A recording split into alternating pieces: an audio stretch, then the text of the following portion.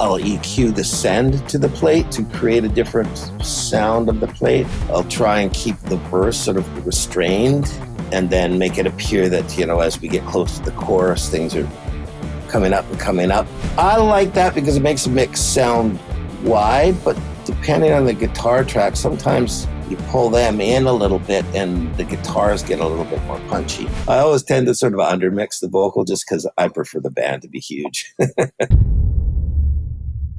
Today, we're diving into the fascinating world of rock mixing. To do so, I'm honored to have one of the most renowned engineers in the industry who has worked with legends like Metallica, AC/DC, Aerosmith, Van Halen, and many more. Please welcome Mr. Mike Fraser. Hey, Mike, it's a real pleasure to have you here on the podcast. Thank you so much for joining us. Hey, Jose. Glad to be here and looking forward to yakking with you.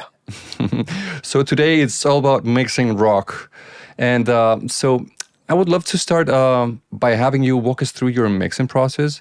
How do you start a mix? Well, mostly when I get a mix, they send me the song, and most of the time I haven't heard it before. So what I'll do is I'll put it up on my board. I usually mix on the SSL.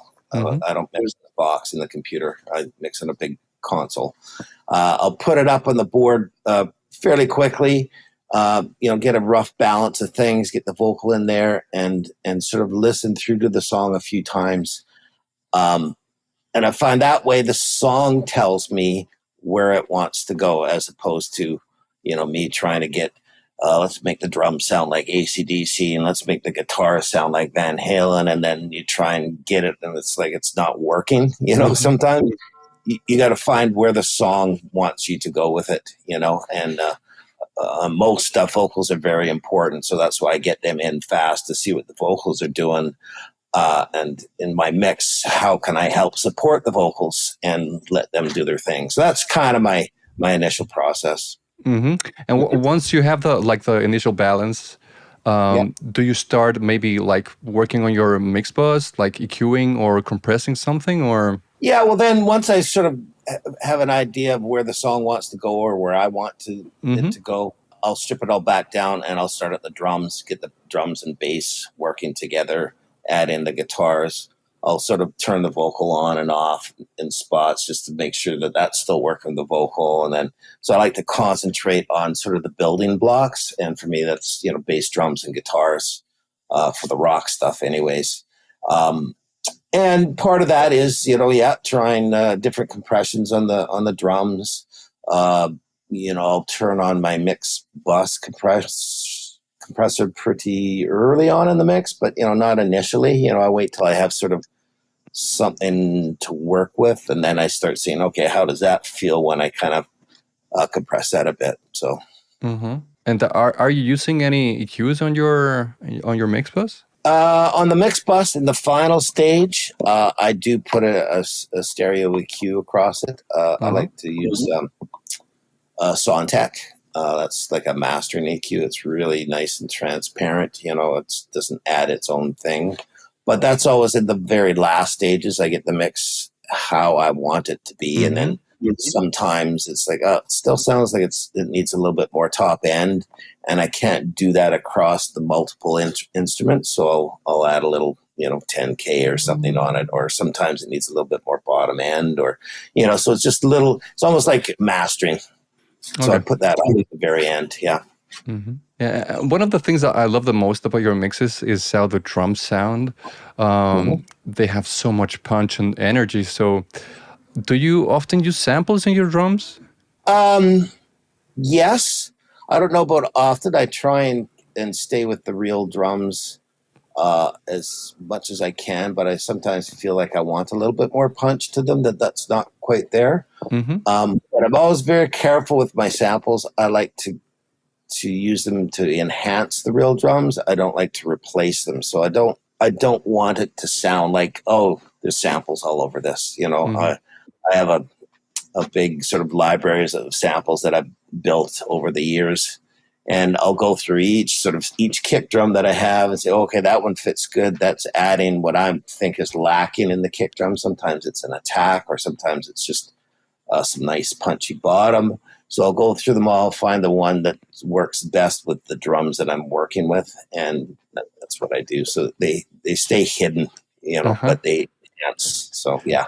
And you're choosing those sounds while you're mixing, not before you start mixing. It's like, okay, No, I need like the bottom end or low end on the kick, and then I look for that kind of sound.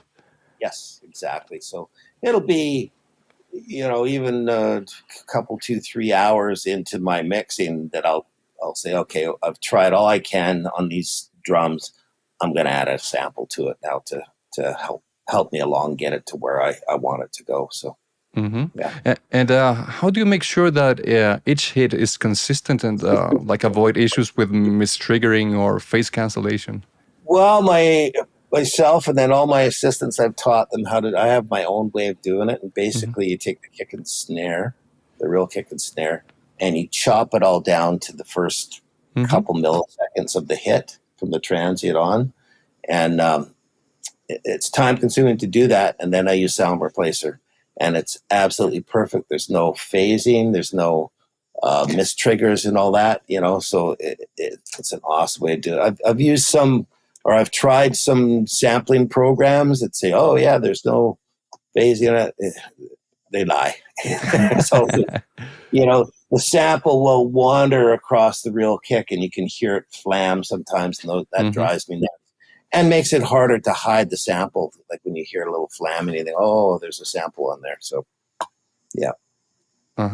And do you ever use like I don't know if you need more like a snare with more room or like a reverb on the snare? Do you use those kinds of samples too?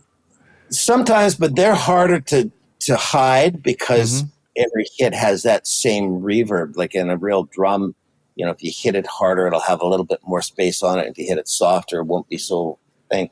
So, if you've got a snare fill, you're just going to hear the same sample, pop, pop, pop, pop, pop, pop, pop, so it sounds like a sample, and I hate that. So it's harder to have a big room sound on a sample unless that's what you're looking for. I have some samples that the snare's got a nice open kind of ring to it, and they help. And then, later on, I'll add some reverb or some, some sort of plate on the drums to kind of put it into the space I want it. And again, try and hide that sample. And are you using any parallel compression on drums? I do. Yeah, I do a lot. Sometimes it'll be across the whole drum kit, like in a stereo image. A lot of times it's basically just the kick and snare going into the parallel, just compression, and sometimes I'll EQ it a little bit different to add it back in, And what do you use it? What does it add to the drums? It adds a certain punch, sometimes if I really compress that thing, it could add some air to the drum, like the drums will sing a little bit more. They'll get a little bit more open sounding. Just all depends on what I'm kind of looking for in the real drums. But I really like doing that. It helps a lot. Then you can just add in as much as you need.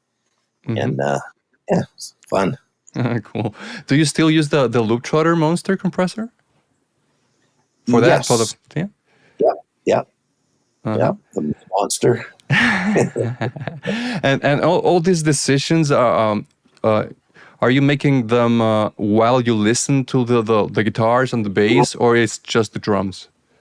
No, I wait till I get the guitar and bass and everything in there, and that's why I say it's usually a few hours into the mix, and I'm getting things sitting, and then it's like, okay, I like where the drums are, but they just need some more punch, or they need some more crack to the snare or something.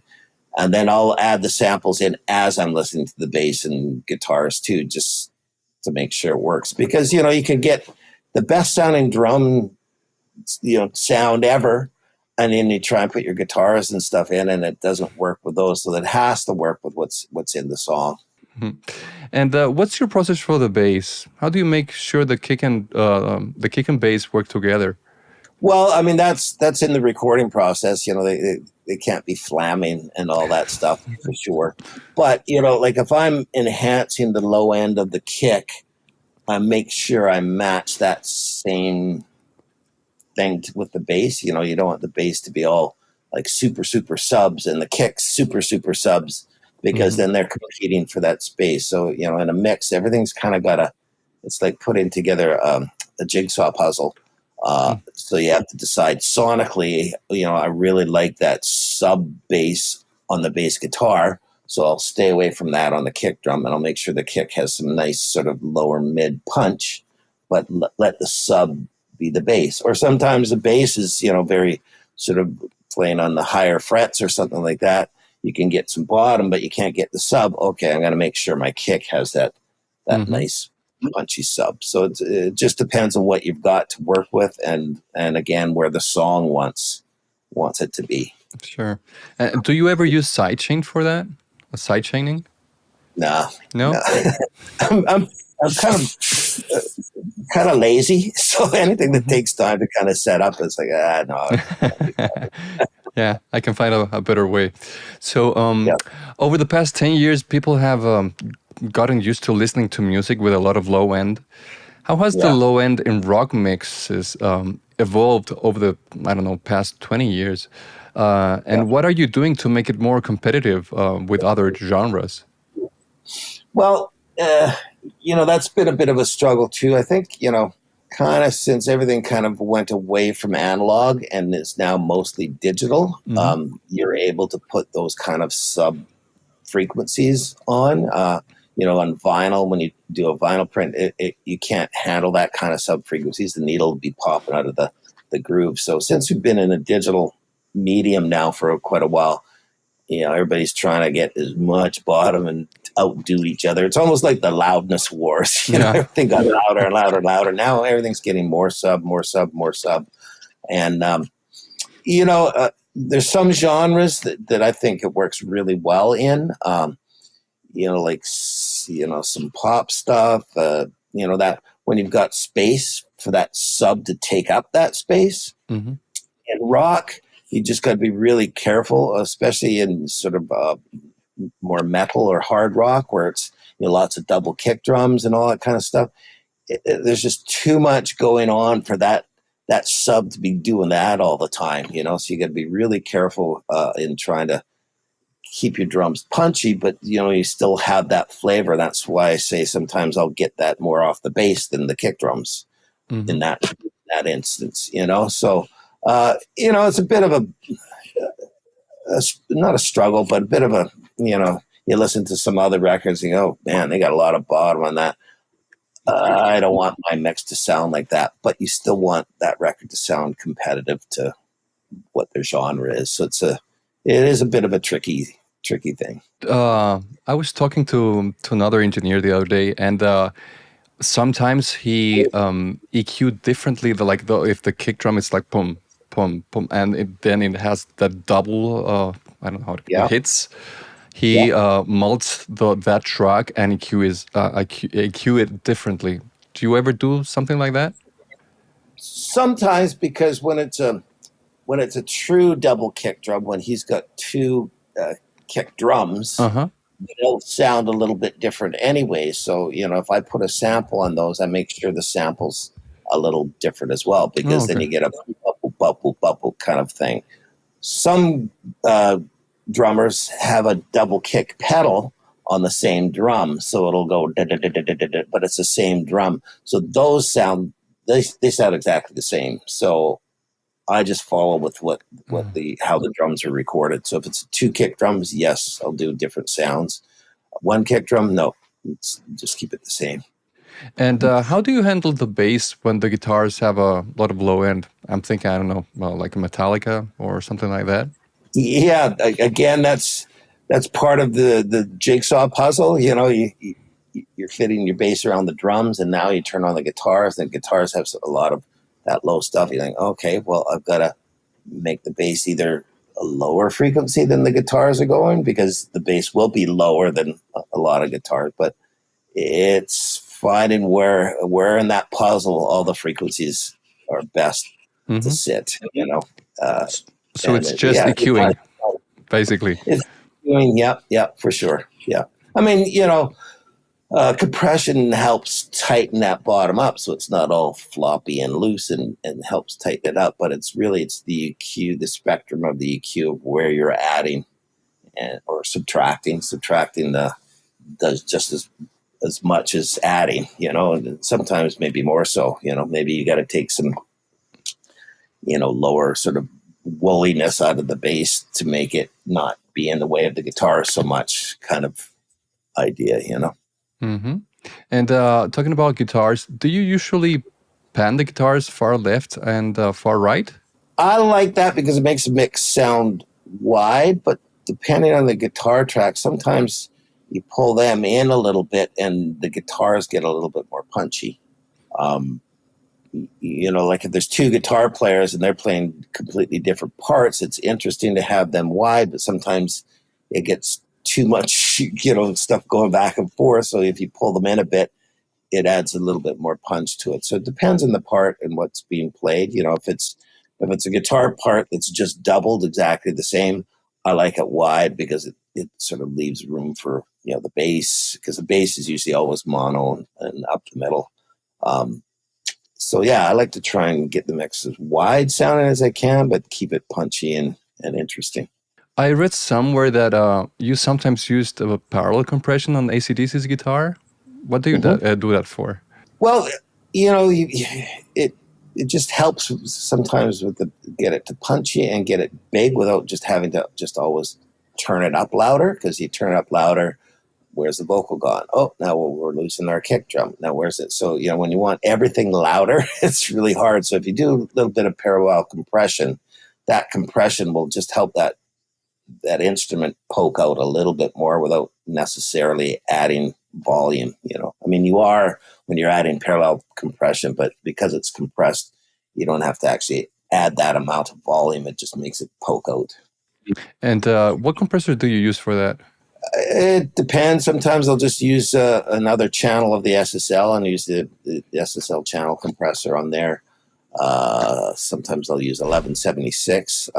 They're awesome. I use them a lot on a lot of things. I really like the sound of them. They sound like rock to me.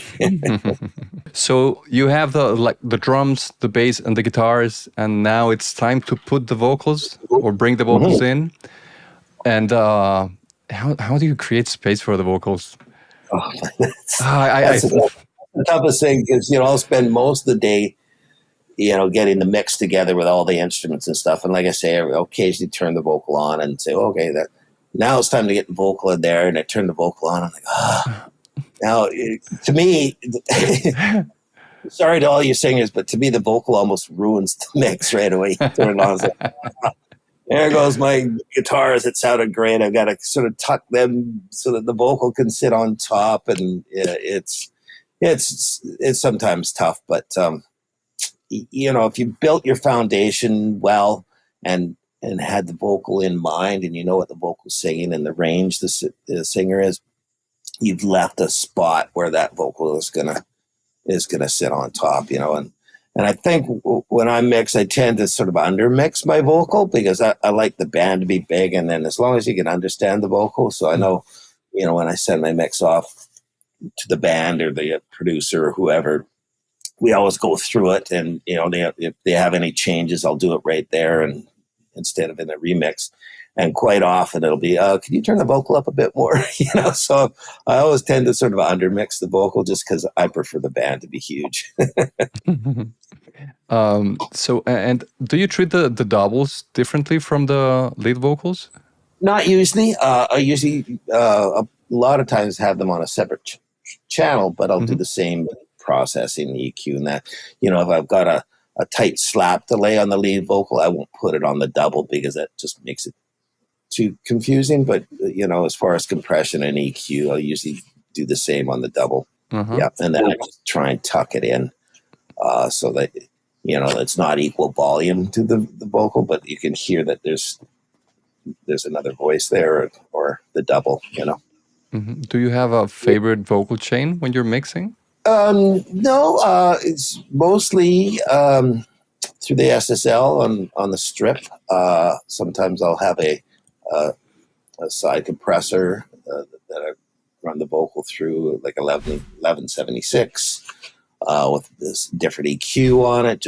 And I find you add a little bit of that again, like the guitar idea, it helps the vocal to just poke out a little bit more without having to, crank the volume up and have the vocal like, okay, now where's my kick and snare gone? The vocal obliterating it, So I'll do a little bit of side compression on that sometimes. And then it's for me with the vocal, like in some instances, I like super dry vocals right in your face, but they do need to be glued to the track somehow. So I like playing around with. I prefer delays on a vocal as opposed to reverb. Reverb just makes it sound dated to me right away, and maybe for me going through the 80s and just now totally hating all the reverb we throw on stuff in the 80s. Maybe I shy away from it, but I prefer tighter delays and creating a space for the vocal, maybe even some short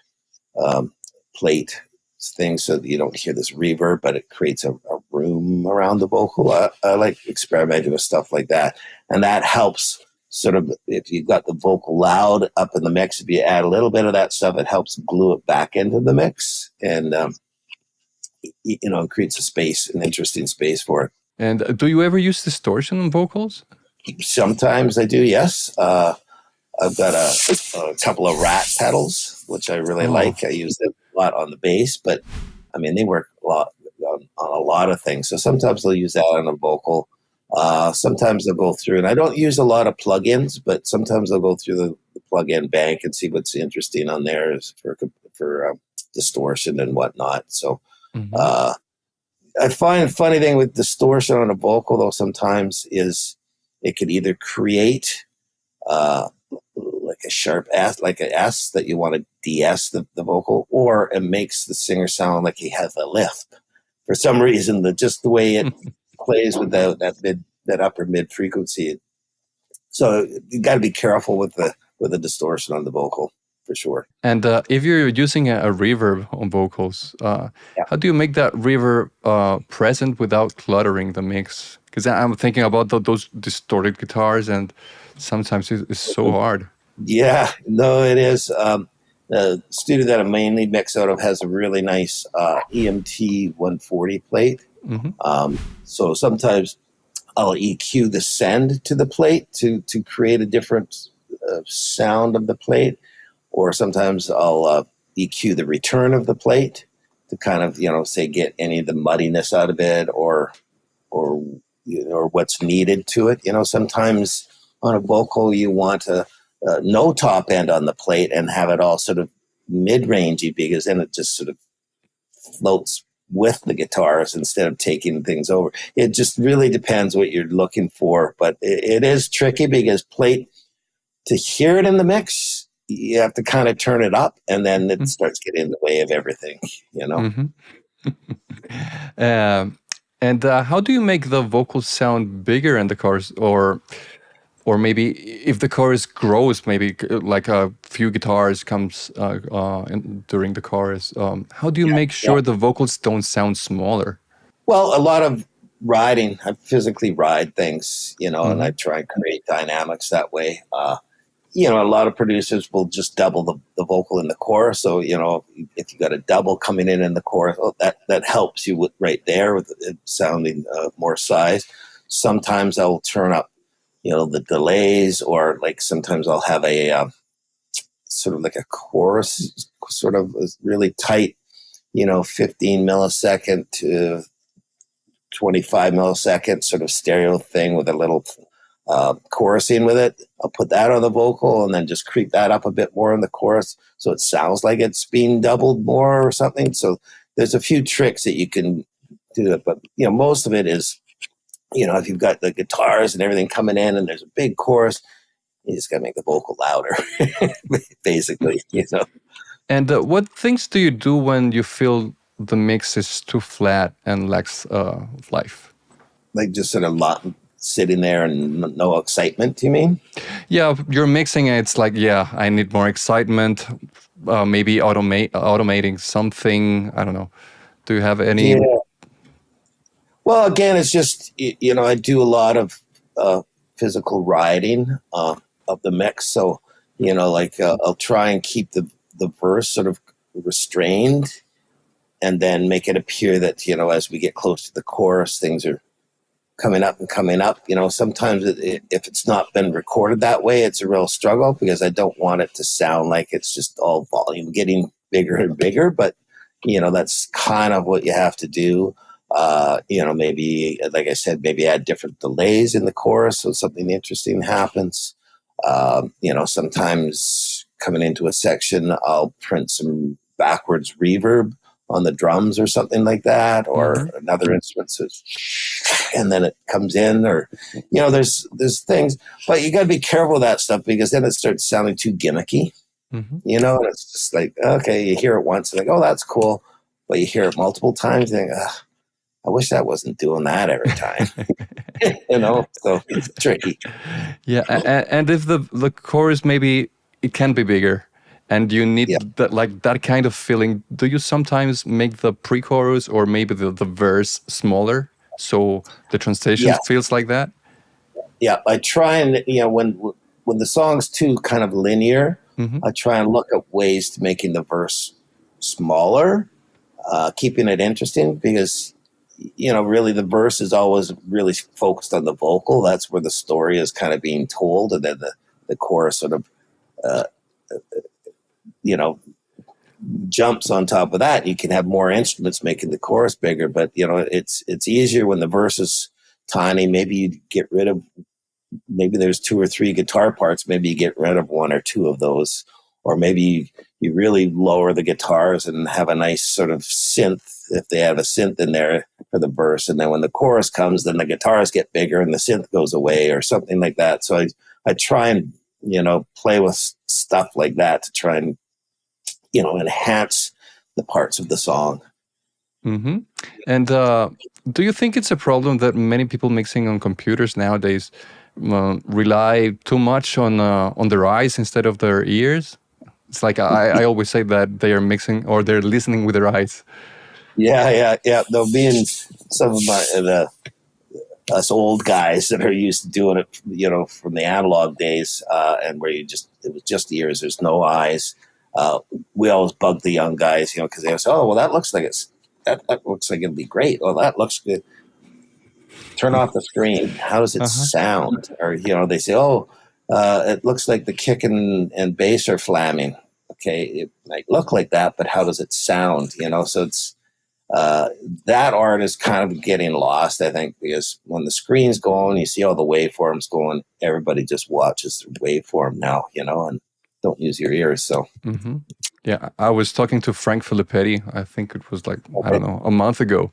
And we were talking about it, and he told me he mixed with his eyes closed because like the brain worked differently than with your eyes open. So I started like doing that, and it's amazing like how different it's your mix or whatever you're working on. Yeah. Well, it's funny, if you lose any one of your senses or cover your eyes or whatever, how your other senses get enhanced, For sure. So moving to another topic, what was a recording session like for AC/DC? They're pretty straightforward and basic. I mean, all the records I've done with them, we've pretty much recorded it live. We all set everybody up and get all the sounds sounding the way we want, and especially for that particular song. And then they'll go out and run it a couple of times, and we might stop, say, okay, we got to work on that guitar. We want that to a little bit more, this way or that way, or hey, let's change the snare drum sound or something. But we'll work on that a bit, and then when they're ready to go, the whole band sits down, and bang, and away they go. And, each take they play would get better each time. So they play, 4 or 5 times in a row, and each take would get better. And then maybe the 6th time wasn't as good as the 4th or 5th time. So then we'll listen back to all the takes and say, yeah, okay, let's go with the 4th take. And that's it. Then we do the overdubs on top, but we don't sit there and replace the bass and replace the guitars like on a lot of sessions. Once you get your drums okay, now let's redo the bass, and now let's redo. They're all about getting that power and that cohesiveness live. They're such a great live band, so that's how we do it in the studio. And were the amplifiers in the same room, or? No, we've always got them off in ISO boost. The band be sitting all together, in the sight line with Phil or whoever's drumming. Everybody's, looking at each other. When Mal was alive, he was everybody would watch him for cues and tempo. We never played with click. It was all, they'd maybe play a little bit of the chorus in front and say, okay, that feels like a good tempo. Okay. And then Phil would count it off on that tempo, and then away they would go. So they're amazing to watch, I tell you. And did Brian also sing a guide vocal? No, there's some times we would have him singing, but by the time we do multiple takes and all that, then he starts his voice starts to go, and then we can't sing later that night. So no, he's sometimes in the room, but usually we'll give him that when we're cutting songs. Okay, you go rest and you go do this or write lyrics or whatever you're doing, and tonight to sing or something like that. So we wouldn't have him singing too much during basic tracking. Is it difficult working with a producer who is also an engineer? I'm thinking about the time you worked with Brendan O'Brien. No, it's actually really cool. I know the first time we worked together, was that Black Ice, maybe? I can't remember. But anyways, he walked in, and I've known him over the years. We've met him before, so he walked in, and that was sort of our first thing. He says, okay, well, he says, I'm an engineer too. He says, and we'll make this work. He says, are you cool? He says, if I walk in and just want to fiddle with something on the board, he says, are you good with that? And I said, man, we're here to make a record. I said, I don't have any ego. Like, yeah, of course. So sometimes he would come in and have a play around. But, I think we've done 3 records together now. There's a lot of trust and we both are into each other. So there's less and less of him doing touching the board or doing anything. Sometimes he'd want to come in and have a little play and do a little rough mix or something to get a feel for where it was going. But we're always on the same page, and it was about making an AC/DC record and not a Brendan O'Brien or a Mike Fraser record, so we're part of the team. Sure. And that's sort of the AC/DC vibe, is everybody's on the team. So it worked good. Yeah, we had a good time.